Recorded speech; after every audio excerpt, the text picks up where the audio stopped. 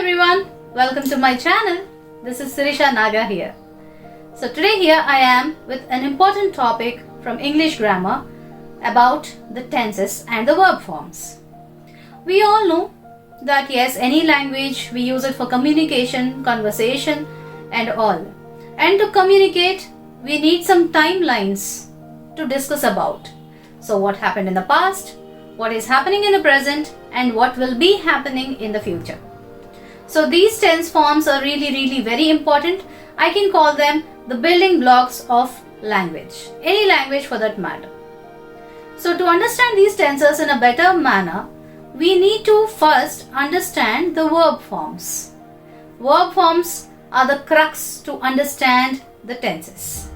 So before directly jumping into the tenses, let's cover this small topic on verb forms, but also equally an important topic. Let's begin.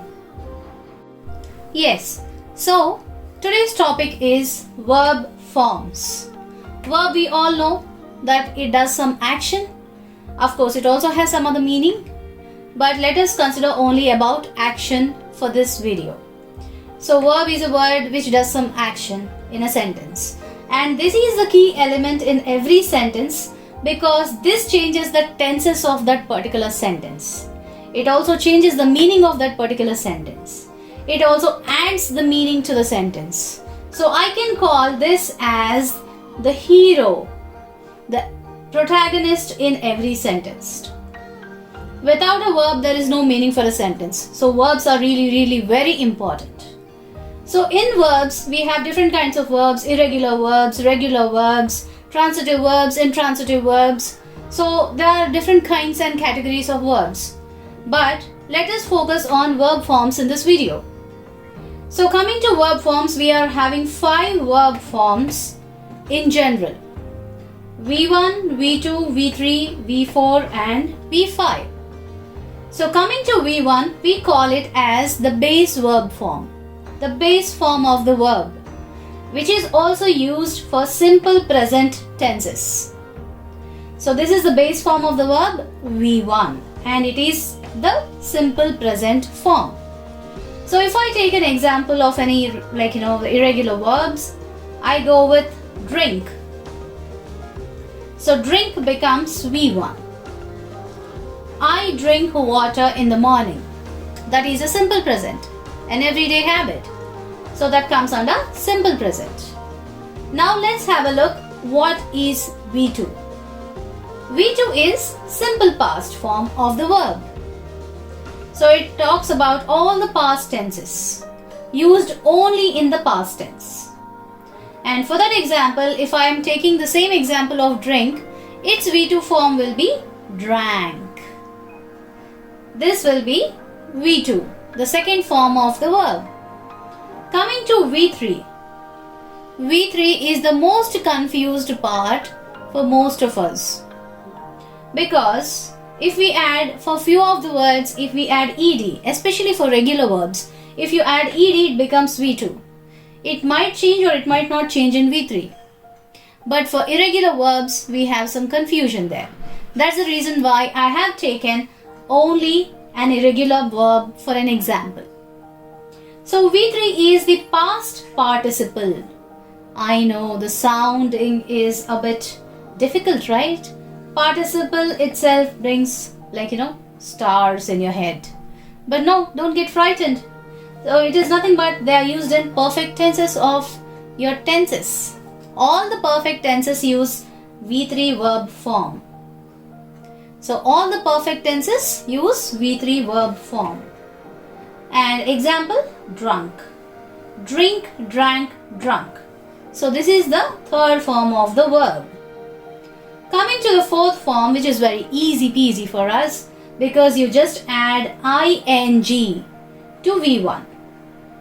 So when I add ing to V1, it becomes V4, which is nothing but present participle. This is the present participle. And V4 is used in all the continuous tenses. All the continuous tenses uses V4 as its verb form. When I add V1 plus ing, it becomes V4. So going to the example, Drink plus ing is drinking. Isn't it easy? Such a simple formula, isn't it? Yes. So drink plus ing is drinking. Now going to the last form of the verb, V5. V5 is the singular form of the verb. Singular form of the base verb. Now what is base verb here? Out of all these 5 forms, it is V1, isn't it? So we are going back to V1 now, the base form. So if we add S or ES to the base form of the verb, then we call it as V5, which is the singular form of the verb. And it is of course in simple present because we are taking V1 as the base verb. And this particular verb form V5 is used in third person singular pronouns. When we are using third person singular pronouns, we'll be using V5. That's it. Isn't it easy? It is indeed. Okay? So we are referring back to V1 in 2 cases. For V4 and V5, we are jumping back to V1 and giving some additions and converting them to V4 and V5. Very easy to understand. So if I add S to drink, it becomes drinks. She drinks milk every morning. Okay, let us go with few examples here. I drink water in the morning. So it's my daily habit. I drank water yesterday morning. I drank hot water yesterday morning. So it was only for a particular day and it was in the past. So I'm using V2.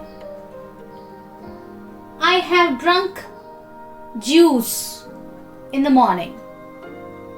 So I have drunk is the perfect tense. I'm using V3 there. V4. I am drinking some water now. It is a present continuous tense. I am drinking now, at this moment.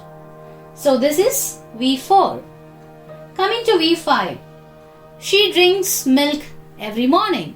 So that's her regular habit, which is referring to simple present again.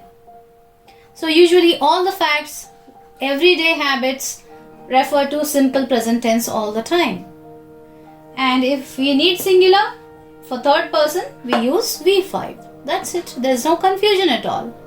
So we have 5 fingers, we have 5 verb forms, isn't it? V1, V2, V3, V4 and V5. All the 5 verb forms are very easy to remember. So I go like this. V1 is the base form of the verb, right? Easy to remember.